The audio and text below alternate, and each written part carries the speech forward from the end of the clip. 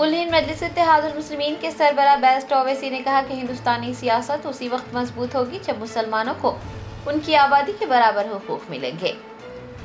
महाराष्ट्र के असम्बली इंतखाबात पर AIMIM के सरबराह बेस्ट ओवैसी ने तबसरा करते हुए कहा कि मजलिस अपनी ताकत पर इलेक्शन लड़ रही है और मजलिस का ये मानना है कि हिंदुस्तानी सियासत उसी वक्त मजबूत होगी जब मुसलमानों को उनकी आबादी के बराबर हुकूक मिलेंगे।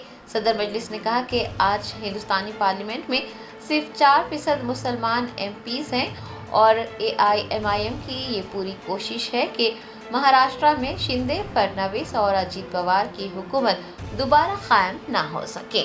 चुनाव इस बार अलायंस के मामले में देखा जाए तो कितना ज्यादा इंटरेस्टिंग हुआ है और MIM का वहाँ पर रहना इस वक्त में कितनी अहमियत रखता है, कितनी सीट या फिर कितनी आपको लगता है कि इम्पोर्टेंस होनी चाहिए महाराष्ट्र? नहीं, हम अपना चुनाव लड़ रहे हैं, हम अपनी ताकत पे अपना चुनाव लड़ रहे हैं। रिप्रेजेंटेशन कितना जरूरी है महाराष्ट्र में?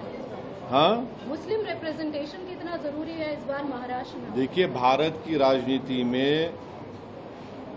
हर तबके का रिप्रेजेंटेशन होना चाहिए और भारत की सबसे बड़ी माइनॉरिटी मुसलमान है। इम्तियाज जलील एक MP था जो बरसों के बाद एक मुस्लिम MP जीता था, उसको सब मिलके हरा दिए। वहां पर जो MLAs जीत कर आए थे वो तो 11% के जो आबादी है महाराष्ट्र में उसके बराबर नहीं है। तो हमारी जो डेमोक्रेसी और हमारे जो संविधान बनाया गया था, तो हमारे फाउंडिंग फादर्स ने ये ख्वाब देखा था, ये उम्मीद जाहिर की थी कि हमारी लोकशाही पार्टिसिपेटिव फॉर्म ऑफ डेमोक्रेसी होगी और पार्टिसिपेटिव फॉर्म ऑफ डेमोक्रेसी में हर एक को अपनी आवाज़ होनी चाहिए, उसमें उसका रिप्रेजेंटेशन होना चाहिए। तो MIM पार्टी का मानना ये है कि भारत की राजनीति उस वक्त और ताकतवर होगी और रिप्रेजेंटेटिव होगी जब मुसलमानों को उनकी आबादी के बराबर उनके MLAs, MPs, कॉर्पोरेटर्स जीत के जाएंगे। आज भारत की पार्लियामेंट में सिर्फ 4% मुसलमान MP हैं।